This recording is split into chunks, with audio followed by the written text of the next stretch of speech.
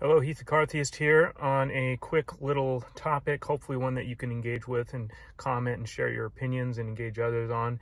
A small topic that no one disagrees on or has any tensions with, called predestination. So there are generally two positions, or there are two positions, and there's nuances of these positions in each camp. But they are Wesleyan Arminianism, or Arminianism on one side, and then you've got Calvinism or Augustinian ism on the other. And so the two positions see God's predestination working out how the contingencies of his predestination slightly different.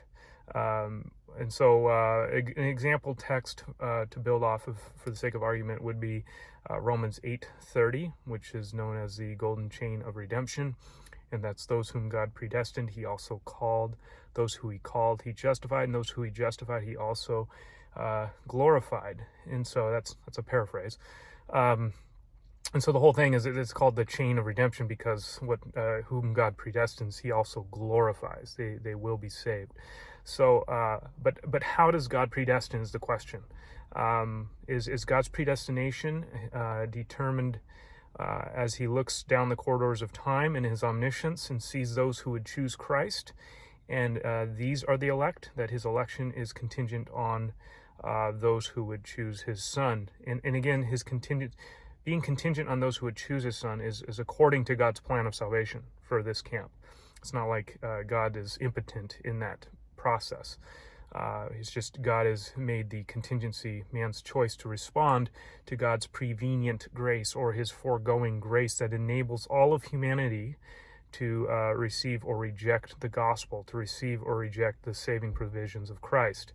Then on the other hand, you've got the Reformed, Calvinistic, Augustinian position that would say God's predestination is determined or contingent upon God's election of persons, not the personal decision of persons, but just persons. God looks down the corridors of time. He knows all things. He sees that no one does good, no, not one. No one is worthy of or deserving or willing to come to his son. And so God in his grace reveals himself by the Spirit in regenerating our fallen hearts to behold the Son and desire the Son, and thus we come to the Son.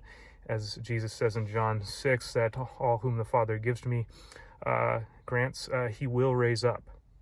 So these are the two positions. One sees a foreknowledge based on human choice, working through grace. And then the other is God's foreknowledge of persons, not their decisions. And God brings about this change in their hearts by grace, and all this by the Spirit. So which position do you hold, and what nuances do you hold of it, maybe? I personally take the Calvinistic Reformed side, and I nuance regeneration out quite distinctively from traditional Calvinism, but I'm still a 5-point Calvinist. And anyway, let's engage each other. Let's be cordial. Let's be kind. Let's be courteous. Let's show the unbelieving world how we can have unity in Christ as we share the foundational doctrines as one body, universal body. But yet we can dive in and sharpen each other on these secondary issues. And maybe some of you see some of these as primary. I would argue that how we nuance out predestination is secondary.